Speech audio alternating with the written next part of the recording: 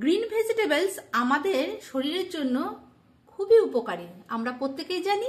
আর সেটা যদি খুব টেস্টি করে, খুব কম তেল ঝাল নুন তোমাদের স্বাদ মতো দিয়ে সুন্দর করে রেডি করে পরিবেশন করা যায়, অবশ্যই সেটা আরও বেশি উপকারী। তো দেখো, আজ আমি রেডি করছি কি শিম শাক। এটা শাক বললেও চলে, বা শিম ম্যাশড করে, শিম ছেচকি, যাই হোক একটা বলতে পারো। তো আমি আজকে রেডি করছি এই শিমের রেসিপিটা। তো এটা আমি শিখেছিলাম আমার জায়দের কাছ থেকে। তো কিছু ইনগ্রিডিয়েন্টস আমি এক্সপেরিমেন্ট করে অ্যাড করেছি। তো দেখো আমি আজকে কি রেডি করছি। তো এটাকে আমি সেদ্ধ করে নিয়ে সামান্য জল নুন দিয়ে আমি এটা সেদ্ধ করে নিয়েছি ভালো করে ধুয়ে। আর জলটা সেইভাবেই দেবে যাতে ফেলতে না হয়, তো গুণাগুণটা চলে যাবে।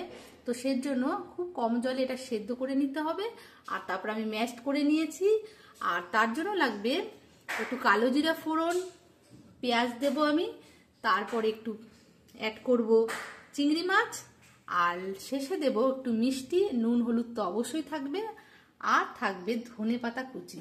আর এই রেসিপিটা বন্ধুরা তোমরা কিন্তু অবশ্যই ট্রাই করো, খুব টেস্টি হবে আর গরম ভাতে একদম জমে যাবে।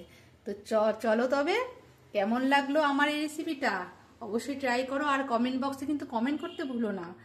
তবে আজকের মতো আসি, আসবো আবার নতুন কোনো রেসিপি নিয়ে। টাটা। প্যানে আমি তেল দিয়ে দিয়েছি 2 চামচ, কেন বলেইছি খুব কম তেলে, তো খুব বেশি তেলের দরকার নেই। তারপরে আমি দিয়ে দিচ্ছি পেঁয়াজ।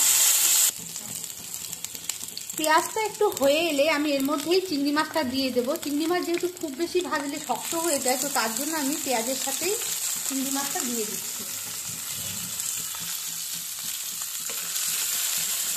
একটু জাস্ট চিংড়ি মাছটা হয়ে গেলে তারপরে আমি ম্যাশ করা শিমটা দিয়ে দেব। চিংড়ি মাছগুলো হয়ে গেছে, পেঁয়াজটাও হয়ে গেছে, এবার আমি ম্যাশ করা শিমটা দিয়ে দিচ্ছি।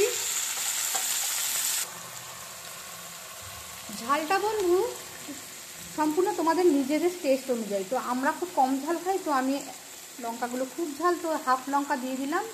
আর দিলাম হলুদ গুঁড়ো, আর দেব নুন, নুনটাও তোমার স্বাদ ওয়াইজ দিয়ে দিলাম। এবার আমি এটা একটু মিক্স করে নিয়ে ঢেকে দেব। খুব বেশিক্ষণ এটা ঢেকে রাখার প্রয়োজন নেই, যেহেতু শিমটা অলরেডি বয়েল করায়। আর আমি স্বাদের জন্য দেব একটু চিনি, আর তোমরা যদি চিনি না দিতে চাও এটা স্কিপ করতে পারো। আর শেষে দেবো একটু ধনে পাতা, আরও স্বাদিষ্ট বানানোর জন্য। তো তোমাদের কেমন লাগলো এই আইটেমটা অবশ্যই একবার ট্রাই করো বন্ধুরা। আর আমার চ্যানেলটা লাইক করো, চ্যানেলটা পারলে সাবস্ক্রাইব করে নিও। আমি আসবো আবার কোনো নতুন রেসিপি নিয়ে, সঙ্গে থেকো। আর আসবো আবার নতুন কোনো রেসিপি নিয়ে। আজকের মতো টাটা।